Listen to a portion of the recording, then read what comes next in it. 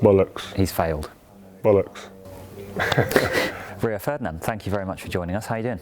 I'm alright, thank you. Good to see you again. And you. We've just watched you and your fellow BT Sport pundits pick your ultimate Champions League 11 for the BT Sport Immortals series. Some obvious picks in there: Ronaldo, Messi. Some more interesting ones: no Xavi and Modric in midfield. Yeah, I can't believe it. I can't believe it, seriously. Two of my favourite players I've watched for years. I wanted at least one of them in there. I picked Xavi because of the way that his team dismantled my Man United team, and he was one of the main players in causing and inflicting that pain. So I had to give him that respect and put him in my team. But the other lads, they voted against it, so they went for someone else. Listen, the players that go in, let's be honest, they're all great players. So it's not that much of a travesty because you're talking about legends of the game. But I just feel Xavi was one of the most important players in the best club team we've ever seen. Deserves to be in there. Do you think Modric is now within that greatest midfielders of all time conversation? Like he's at least in the mix, right? Yeah, Modric is in that conversation. He's at the table when you're talking about the most influential and best midfielders in Champions League history. To win it 4 times as yet, it could be 5 this year. And to be one of the main players in that team, big games come up, he plays. And I think when you talk about the Champions League especially, one of the things I look for in the players as well is that when the biggest games come, they stand up and they get bigger. They don't shrink, they don't become less important, they don't have less impact. And on that note, recently we've seen some incredible Champions League ties. The second leg between Real Madrid and Man City was unbelievable. There are no City players in this team. Obviously, they're relatively new to that stage, let's say, last 10 years or so. There were some interesting comments from former teammates of yours, Patrice Evra, saying that maybe their problem is that they lack the personality because Pep Guardiola doesn't like to coach players with that personality because he likes to be in control. I think that's a fair reflection of what Evra said. Where do you stand on that, having played against Pep Guardiola teams in the past and seeing what has consistently happened to City, which is getting almost there and not quite getting across the line? I don't agree with that, if I'm honest. I think me and Pat have spoke about this, but it's more that Pep Guardiola is more than just about winning the Champions League. Pep Guardiola has revolutionised the way coaches at every level of the game see football. Before Guardiola started making teams play out from the back and centre backs drop almost near the corner flag, who was doing that? Nobody. Who had their fullbacks playing in centre midfield when they were in possession of the ball? You weren't ever told to come that deep. No, now you're seeing Sunday League managers, non-league managers, lower division managers in all countries try and play like this. So to do that, you have to have some sort of personality. To get players playing like that and continually win domestically, you have to have some sort of character and personality. Yeah, and I suppose the Champions League is a cup competition, it's fine margins, so it's slightly reductive to look at one isolated result and say, well, this must be the problem, right? I think Pep Guardiola answered it quite right. He said, well, we won, Man United won it in my time in Moscow with a moment. Somebody slips, misses a penalty, we managed to score the next penalty. That's a moment, that's a little detail, a small margin. It's the grand picture in terms of were we the best team, were we good enough, did we buy the best team on the day, etc. Pales into insignificance. I mean, I completely agree. We often, as football fans, like to attach meaning to something after it's happened, whereas it often just comes down to how, 5 inches left the other side of a post. Jack Grealish's chance gets taken off the course of going in by Courtois' stud. That goes in, we'd say. They're a millimetre either side of that from going through to the final, and the narrative's different. What do you make of people saying if Pep Guardiola doesn't win the Champions League at Manchester City, bollocks, he's failed? Bollocks. Sorry, but it's rubbish. I just don't think that's. Because obviously that is the aim. He's won the Champions League though, more than once. And people say, just because he had Messi. Well, just because he had Messi, he still created a framework for that team to play, a framework for all those players to excel. 7 of those players came through the youth team. They're the best club team we've ever seen, bar none. Exactly. And he went in Germany and dominated domestically. albeit at Bayern Munich who do it most of the time anyway. It still had to continue that. That's a pressure in itself. Still went up a level when he. If you ask every player in that team when he came there, they're going, "Oh my God, I've never known anything like this." Goes to Man City, they're dominating domestically since he's been there. Like, it's ridiculous. He's took the bar, he's raised it. Him and Klopp have raised it to a level that's never been seen points-wise. So to judge him that he hasn't won a Champions League since the couple he's won at Barcelona, but we're going to say he's not the manager we thought he was, blasphemy. On the other side of Manchester, slightly less enjoyable times for United at the moment. Back in September, Ronaldo had just joined when we spoke last, and he scored a lot of goals. How do you think the move's gone? On a personal level for him, he's played pretty well, but the team... Yeah, I think on a personal level, he does what Ronaldo does. He scores goals. He wins games. Without Ronaldo, they don't get out of knockout phases in Champions League. Scored winning goals multiple times, and he's lived up to his side of the bargain. I think that the club has obviously hasn't played their role in terms of giving him the platform for success.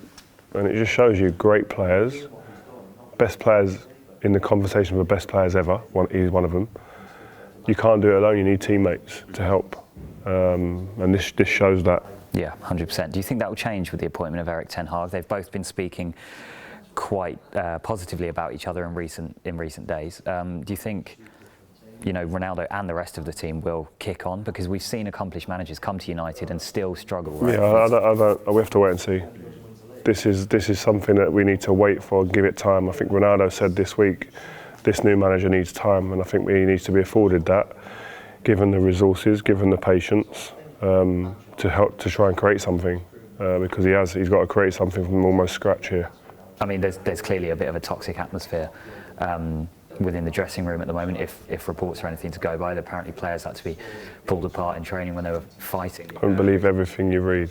Okay. Now, so my question was going to be, how common is that? Are we overblowing that? Does that happen all the time, and then it's water? Listen, if there's dust-ups in training, I don't see that as being something to report about. I understand why people report it, because it is people interested in stuff like that, but it's not a surprise. Right. Everyone seems surprised, but if there's a fight, we don't know if there was one or not. Yeah. I'm sure you saw a few. I saw people. Famous one between Reuben and Ronaldo. Possibly. Yeah, that was one, but there's people getting in people's faces constantly. Listen, it's like you got grown men going at it, all fighting to win and be the best and want to be in a team, and some people aren't happy at certain times of the year and whatnot. So it's understandable there's going to be tear-ups. The biggest Premier League news in recent days is obviously Erling Haaland joining Man City. We've spoken a lot about Pep and his tactical innovation and pioneering the way so many teams like to play. There is scepticism around how well Haaland will fit into the City system, given his kind of directness and in comparison to them playing without a striker.